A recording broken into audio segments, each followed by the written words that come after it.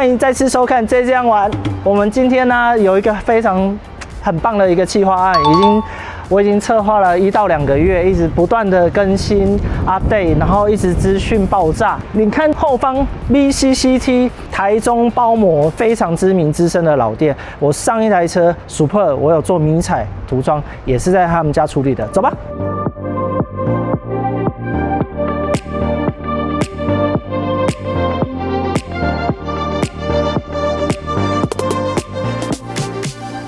嗨，九令，好久不见。九哥你好。对，这个是 VCCT 的其中一个大帅哥叫九令，另外一个是信哥，他们2个都很帅。信哥就是脸超黑的，然后他看起来就很凶。我们这个企划案我已经策划了2个多月，那这个东西就是我非常想要的东西。当然，可以看得到吗？这个就是我们 Ioniq 5N， 这个是赛车涂装。赛车涂装啊，它在全世界总共有3种。那这个东西啊，很多的细节，包括涂装，包括怎么拼接，这个都是九令跟信哥他给我一个很棒的建议，避免我这一张照片成为红斑马。一般车友你会先建议他犀牛皮还是改色？哦，简单来讲，因为其实犀牛皮跟改色膜2个是不一样的功能性的东西。改色膜是例如说一个消费者他可能在二手市场买了一台颜色他不是想要的颜色，他可能例如说他今天买到白色，他今天可能想要改变成灰色或红色，改色膜就是首选。可是呢，改色膜在保护漆面上的效果没有犀牛皮来得好，因为厚度跟它的材质上会有差异，所以一摸就会很感觉蛮明显的，还蛮明显的。那像我白色的车，如果我改成红色，我打开的时候，是不是内层的框架一样是看得到是白色的？哦，对，因为如果是车身改色的话，基准就是不要打开任何板件，不会看到原色。但是如果假设你刚刚讲的这个问题，说你如果不是买深色车，假设白色，打开里面白色，其实里面也可以加购选配，就是把里面贴起来。哦，现在已经可以这样子。那犀牛皮也有改色吗？有，现在有那种也有改色。犀牛皮有时候听到10年保固，我就觉得说，当然我不知道每个人使用状态啦，但是要我开一台车开10年，我真的是蛮意外的。是。对，那我想请教就是说，改色膜店家保固通常行情是多久？简单这样讲，改色膜是有区分盐压膜跟铸造膜。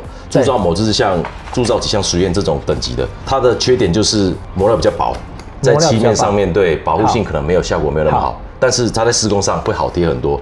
可是呢，像铸造膜它的缺点就是它的亮面没有办法很平整。对，像这个铸造膜的话，本身的举臂感就很重了。但是如果像那种盐压膜的话，它已经有办法做到毕竟烤漆的亮度的平整度。我想请教一下，这些都是改色膜？对，这些都是改色膜。对。怎么感觉实体肉眼看上完全不一样？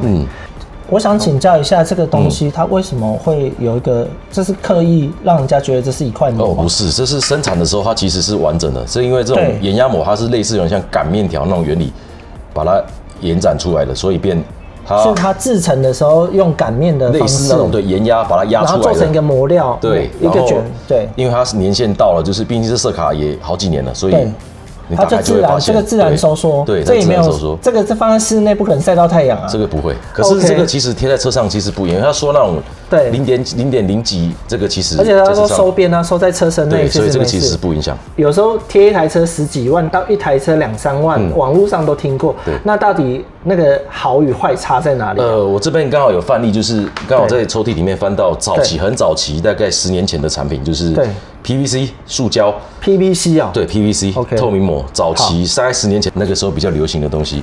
对，但是它的缺点就是它几乎没有延展，它需要靠加热才能延展。它平常这样拉是拉不动的，摸起来就脆脆的、硬硬的，对。然后像这个，你说它是正常的，也不是亮面的犀牛皮，所以这是亮面的。对，我试试看，这个其实粘性也没有很强对，这是因为这种东西都是初期都要做低弱，就是低粘性的。那为什么？那贴在车身板件之后比较粘一点。对，因为这种胶的话，所以其实早期蛮多这种贴这种 PVC 的。贴个几年之后脆化之后，它就直接咬在漆面上面。所以这种东西其实我试试看，这个也是以前的类犀牛皮。对。它其实还是不好撕对，可是这个问题就是它久了会脆化。这更不好撕而且它一撕它是有没有？它是展压开的。但是你看这个东西啊，我把它撕开它，你看很明显有没有？它是拉不开的。它的曲面，因为它需要加热。对。对，因为这种东西它好酷哦！为什么马上？你们有看到吗？这个真的是一加热之后，其实我跟你讲，加热这种东西就有一点像你在太阳底下晒，它就很快就变异材质，那它就没有可能久了之后没有办法好好的保护你的车漆。一般的犀牛皮现在保固大概都多久？都是5年起跳。如果正统的 TPU 的话，都是5年。因为其实像我们消费者，我们常常听到5到10年都有。那实际上其实5年换一次，我觉得也够本了。我觉得其实够本了，够本了啦，够本了。我想请教一下，大概这个的价格的区间大概在哪里？哦，整车的话，其实要看车的大小台跟施工难易度了解，所以差异一定都要先开过来这边，让你做一下评估，或者是说电话咨询也可以。就是如果因为你已经贴过了，对，就是车型我大概看一下，就是可以给一个大概的报价的。好，那真的很想知道说 VCT 它成立多久了？哦，到目前的话大概12年半。12年半，哇，这也是知名老店，比较早啦，比较早做啦。对，那我在这当中12年的技法上，还有包膜的材料，它一直在进步嘛。那还有我发现说，你们现在的贴法跟工法也随着时代一直在进步，你们一直在精进自己。那我们一般呢，消费者或者是你们店家在看一台车子包的好不好，我们应该从哪几个地方去评估它，看它的功夫？对哦，简单讲哦，像如果一般的消费者看的话，可能就是一些像明显处的地方啊，就是 A 柱跟引擎盖的。对，通常消费者都是直接看那个包边收脚是收的漂不漂亮。但是如果像我们店家会去看一些，例如像保杆角度比较多的地方需要拼接，前保杆就是角度比较多需要拼接的地方，我去看它的拼接的点做的漂不漂亮。所谓的拼接点是指说它 L 型的地方吗？对，它势必它是没有办法一体成型的情况下，势必要做拼接。这种东西就是每一家店的做法会不一样。那我想请教，就是说，因为我以前从油车转过来电车，油车跟电车是不是都很不好包，还是电车更不好包？没有，其实这每一个厂牌的，它一定都有一些就是造型比较特殊的车，所以那跟电车、油车其实都没有关系。对，就你跟师傅的技法有关系。应该没有，对，可以这么讲啊，就是其实我常常有一个疑问嘛，因为膜是一大卷一大片啊，它这样子拉上去之后，假设我中间是天窗啊，中间这个框的地方就是整个报废掉了，那就没有用了，因为那就没有用了。对，因为全景天窗有分2种，一种是大天窗，但是它是没有分开的话，那个就势必车顶要一体成型，然后中间天窗那块就是废料，就是损料了。哇，除非说它今天的天窗是分前后段的，那个就可以。所以损耗率也是算在你们包膜的成本里面，很大的考量，对不对？对，没错。那除了损耗率之外，保杆这些好不好贴的造型也是一个损耗率之一吗？这个不会在损耗率，只是说会拉长我们的施工期。了解，拉长你们施工。那包膜的话，一般因为在坊间，我曾经有听到说，2天速包或1天就包完。那也有很多就是7天才交车。可是实际上，如果我是消费者，我坦白讲，7天真的有点久。但是当然有可能人家是慢工出细活。那就我的感觉是，他们都会跟我讲说，7天之内让他洗车啊、静置啊，然后可能帮我做个小美容。可是我又常常去思考一件事情。包膜的店家他又不是美容店家，然后他又说他提供可能美容部分，我觉得也可能是委外啦。然后这笔费用也是委外，或者是自己另外再加进去。那所以今天裸抓7天的情况下，他们是慢慢的收边，慢慢的烘烤吗？还是为什么要压到7天？没有，这个应该这样讲的差异就是一个店家对假设说一台车全车贴膜，它的时间上的问题。像我跟我们信哥2个在做的一台车，平均大概抓1天多就可以把所有板件贴完，大部分80%。然后我们全车施工期的话，给客人会抓大概3到4天，就是我们1天半贴完之后，我们会静置1到2天，对，然后等到交车前的时候，我们再整车巡视收边之后再交给客户。然后你说的7天的话。也有另外一种可能，就是他可能前3天先贴好，就刻意让它静置，就一直修，一直就修到 OK。所谓的不好意思打断你，所谓的静置是我要开出去外面晒太阳吗？还是可以的话，就是让它有一点高温的状态下，让它磨料去边角去收缩。了解，所以是自己烘跟全车开出去晒太阳一定是不一样的。不一样，那真的是不一样。那我现在有几个问题点就是在于说，现在很多店家都会强调说，他们可能在施工前会做美容，什么上隔离液，或者是他帮你涂很薄的微蜡，在你之后移除磨料的时候，会很容易就撕起来。是，这个也是现在流行起来的做法吗？对，这个是趋势啊，因为贴膜，例如说进下来之后要改色之前，我们一定会上一个界面，一个隔离剂嘛，就是例如说看是要打蜡，或者说上个镀膜，是对，这个都是有加分的。对，就是例如说我们在施工的时候，平面的时候，气泡我们也会比较好移除，会比较好赶。再来加上就是几年之后湿的时候，它比较不会那么死黏。犀牛皮跟改色膜的话，哪一个在你们后期店家比较不会出到保固？通常遇到出状况的都是改色膜没有车库的情况下。天哪！所以有车库比较安全。当然也应该是。你讲的我好想要马上现在换犀牛皮。不会，因为你的这种大图输出它是铸造，它的铸造膜不是我讲的是盐压膜，那种就是盐压膜，它如果没有车库日晒，常年日晒好像久了，它其实表面会受损。好，OK， 好。最后一个问题就是我想要请教9令哥，就是我自己洗车的时候啊，曾经高压水柱，我觉得全身唯一最脆弱的，除了迎风面之外，那就是这里。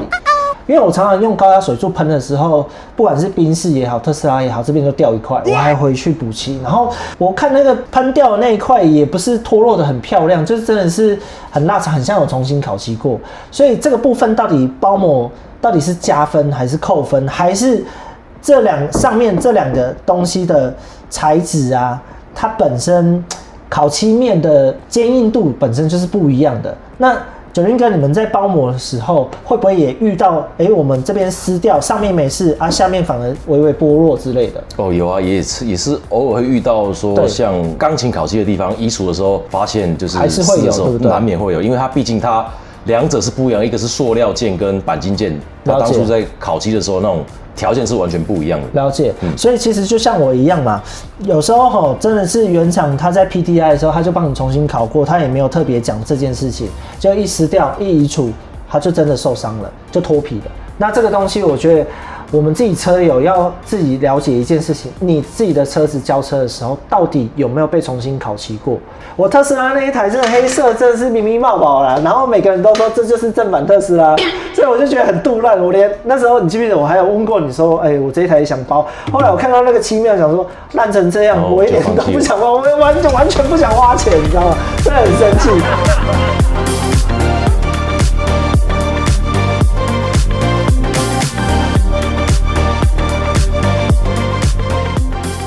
谢谢9令哥，我们已经过了4天后，这台车为什么会越贴越多天？说这台车其实就是繁琐的东西太多了，配件就是指空力套件这些，这是一些钢琴烤漆的。对，这台真的钢烤特别多。当初我提供这个想法跟样式的时候，9令哥他就建议我直接做一个大图输出。大图输出的好处是什么？大图输出的好处就是，例如说像这种色块的话，对。它是喷膜印上去的，如果是拼接的方式的话，虽然看起来对比度会比较强烈，但是洗车的话，布一勾可能就是边边会被勾起来，就是不小心久了之后，可能字样会脱落之类的，边边也会比较容易卡垢。OK， 对，好。